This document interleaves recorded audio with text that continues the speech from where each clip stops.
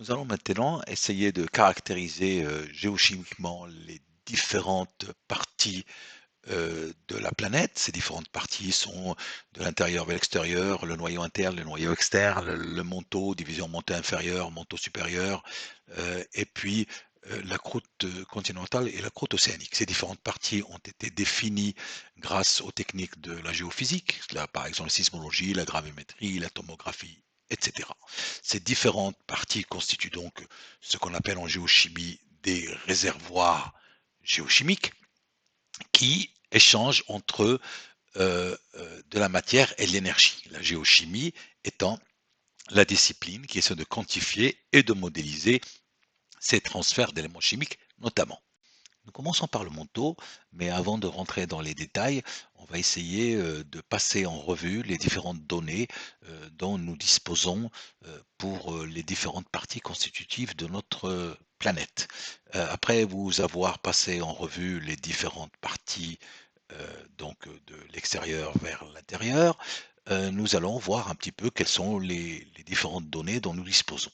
Alors, en termes de pression et de température, euh, nous savons que la température augmente avec la profondeur et nous savons que pour les premiers kilomètres au niveau de la croûte continentale notamment, nous avons un degré de géothermie qui est d'environ 30 degrés par kilomètre. Si on extrapole ce degré géothermique vers le cœur ou le centre de la Terre, nous obtiendrions des températures de l'ordre de 28 000 degrés, ce qui est complètement inconcevable. Rien ne tiendrait à ces températures-là.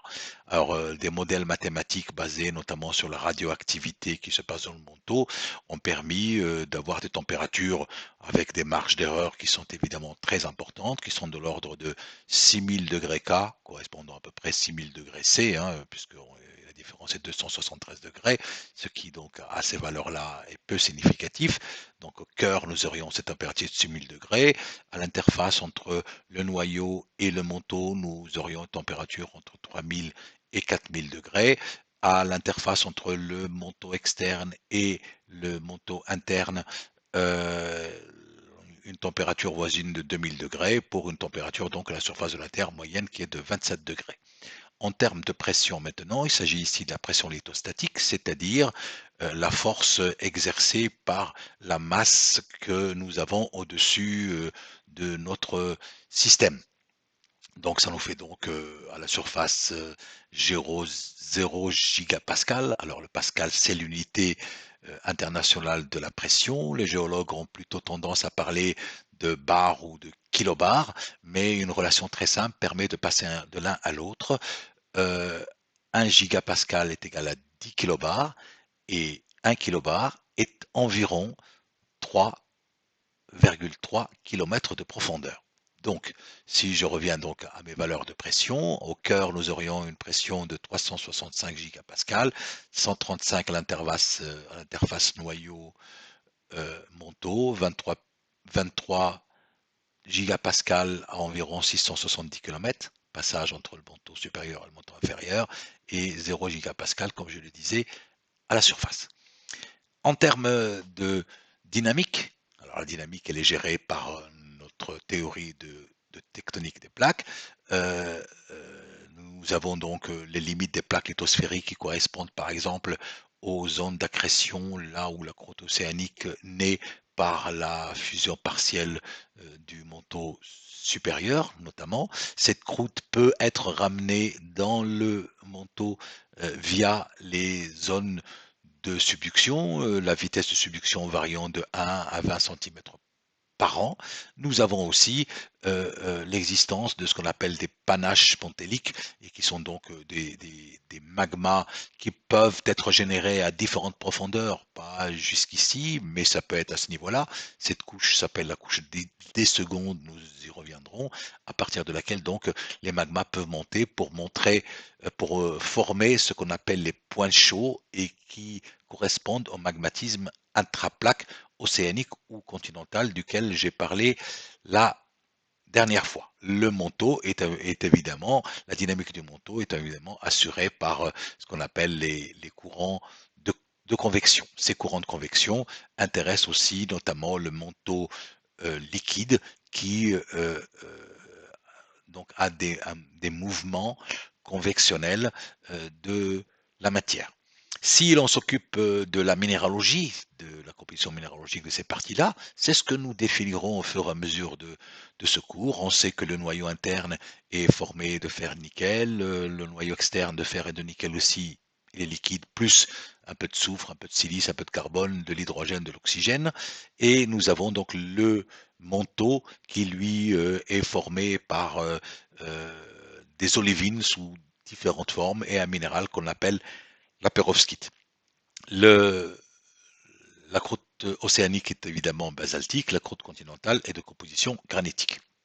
Toutes ces différentes parties forment donc ce que l'on appelle en géochimie des réservoirs géochimiques. Toutes ces parties-là, donc en sont, nous allons les passer en revue les unes après les autres, en commençant par le manteau. Le premier réservoir, donc, le plus important par ailleurs, le manteau terrestre. Et on va commencer par définir sa fiche d'identité. Alors le manteau peut être accessible directement. Alors comment? Alors ça peut l'être via les complexes ophiolitiques. Alors les complexes ophiolitiques, ce sont ces fameuses croûtes océaniques qui qui se forment au niveau des dorsales et qui sont donc entraînées vers les zones de subduction. Et parfois, les océans étant amenés à être fermés, on arrive souvent à des collisions continentales qui amènent ces parties océaniques à chevaucher. On appelle ça donc une obduction, une croûte continentale, amenant ces ophiolites à l'air libre. Alors toutes les chaînes dites alpines sont soulignées par des cortèges d'ophiolites. La plus célèbre d'entre elles, c'est l'ophiolite d'Oman. Vous pouvez aller voir des photos, de très belles photos de ces ophiolites sur le net. Il y en a énormément. Au Maroc, on en a une, c'est l'ophiolite de Bouazzer, qui correspond à un océan protérozoïque qui a été fermé. La chaîne alpine au niveau des Alpes franco-italiennes et même plus loin est soulignée par des ophiolites. Et évidemment, l'Himalaya aussi est souligné par de très très belles ophiolites. On peut aussi accéder à ce manteau par les échantillons que l'on peut draguer ou que l'on peut ramener par les forages que l'on fait dans les profondeurs océaniques. Alors, je rappelle comme ça un petit retour en arrière que les ophiolites sont formés par la partie supérieure du manteau plus la partie qui correspond à la croûte océanique, évidemment. C'est donc toute la partie, si on veut, lithosphérique de notre planète. On peut aussi avoir accès au manteau grâce aux nodules et xénolithes dans les basaltes. Vous en avez vu dans le Moyen Atlas, tous les basaltes du Moyen Atlas sont marqués ponctués par des nodules plus ou moins importants, souvent verts parce qu'ils sont riches en olivine. Ce sont des parties du manteau qui ont été remontées par ces basaltes. On peut donc les étudier directement et avoir une idée sur les compositions minéralogiques et chimiques de ce manteau. On voit aussi les xénolithes dans les kimberlites. Alors, les kimberlites, ce sont les roches magmatiques, si on veut, les plus profondes que l'on connaisse de la Terre. Elles contiennent souvent du diamant et donc elles permettent une analyse pétrologique et géochimique aussi de cette partie du manteau. Enfin, on a les massifs de péridotite de haute température. On en a un aussi au Maroc, c'est le massif de Beni Bousra, et ça correspond donc au chevauchement grâce à des accidents lithosphériques, des accidents qui ont une extension qui peut arriver jusqu'à la lithosphère et qui peuvent amener des parties très profondes à chevaucher du matériel continental. Alors, mais le manteau, la partie inférieure du manteau n'est pas accessible. Les parties les plus profondes du manteau ne sont pas accessibles directement. Nos connaissances sont basées sur les théories sur le flux de chaleur, sur les vitesses des ondes sismiques et la tomographie sismique, nous reviendrons là-dessus, sur la densité et surtout sur la géochimie des éléments traces et des isotopes que l'on trouve dans les basaltes issus de la fusion partielle de ce manteau. Donc, comme je vous le disais lors de l'introduction, par des études indirectes, on peut remonter aux propriétés des sources qui ont généré ces magmas et on peut les définir ou les caractériser géochimiquement, ce qui nous permettra de définir ces réservoirs aussi de relativement précises. Tout ceci, évidemment, en nous aidant de nos données sur les chondrites et sur cette théorie donc qui veut que la planète Terre avait une composition initiale chondritique et a évolué par différenciation euh, vers les compositions des différentes parties, dont le manteau. Les données physiques sur le manteau, on va les approcher grâce à ce tableau qui nous donne l'épaisseur, le volume, la densité moyenne, la masse et le pourcentage de la masse des différents réservoirs chimiques de la Terre, donc l'atmosphère, l'hydrosphère, la croûte, le manteau, le noyau et l'ensemble de la Terre. Au niveau de l'épaisseur, vous voyez, en kilomètres, c'est 2883 km pour le manteau, un peu moins que celle du noyau en entier. En revanche, au niveau du volume, le volume du manteau est à peu près égal à 90% du volume total de la Terre. Au niveau de la densité, évidemment, il est en densité 4,5 inférieure à la densité du noyau, parce que le noyau est formé par du fer et du nickel, éléments à très forte masse atomique.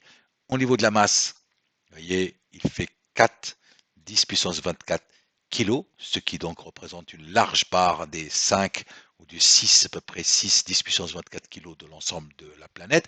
Et ce pourcentage donc est de 67,2%. Vous voyez donc le manteau est la partie la plus représentée et la plus intéressante à étudier. C'est le plus gros réservoir géochimique de notre planète. Pour résumer, le volume 82% de celui de la Terre, la masse 65%, et au niveau de la profondeur, il s'étend depuis entre 7, c'est-à-dire au niveau de la croûte océanique, jusqu'à 80 km sous les chaînes de montagne, jusqu'à l'interface avec le noyau à 2900 km. 99% de la masse totale de la Terre est représentée par le manteau.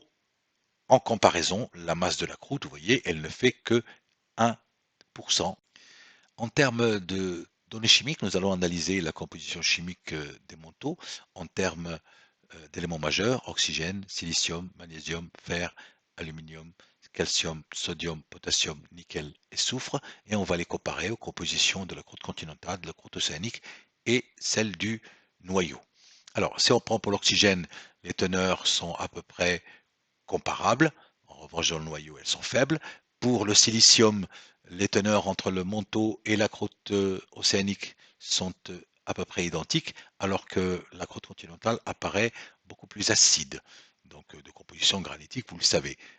Le noyau peut contenir jusqu'à 8% de silicium, notamment dans le noyau externe liquide. Pour le magnésium, le noyau est beaucoup plus magnésien que ne le sont les autres croûtes. Évidemment, la croûte océanique est plus magnésienne puisqu'elle est basique, elle est plus magnésienne que la croûte continentale.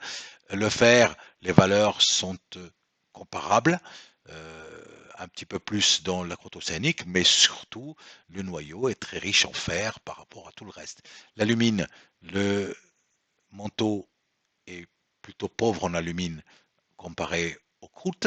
Pour le calcium, c'est la même chose. Et pour les éléments alcalins, c'est encore plus prononcé puisque le manteau en est très appauvri par rapport à la croûte continentale et aux croûtes océaniques. Vous remarquerez que le nickel est présent dans le noyau interne et externe et le soufre est présent dans le noyau externe. Nous rediscuterons de ces compositions-là quand on parlera du noyau. Ainsi donc, le manteau est formé par 10 éléments chimiques environ, il est dominé par 10 éléments chimiques environ.